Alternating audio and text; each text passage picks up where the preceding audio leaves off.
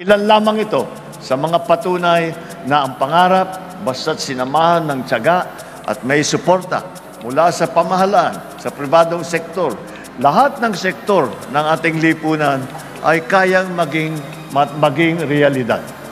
Kaya't maraming salamat sa ating mga katuwang mula sa pribadong sektor, ating mga developer, financial institution, at sa buong sektor ng pabahay. Naway, lalo pa nating patatagin ang ating paglilingkod upang mas marami pa tayong mga kababayang Pilipinong na matutulungan. Mga kababayan, ang bahay ay hindi lamang istruktura. Sa tahanan, unang nahuhubog ang pagkatao, umuusbong ang pag-ibig at binubuo ang mga pangarap.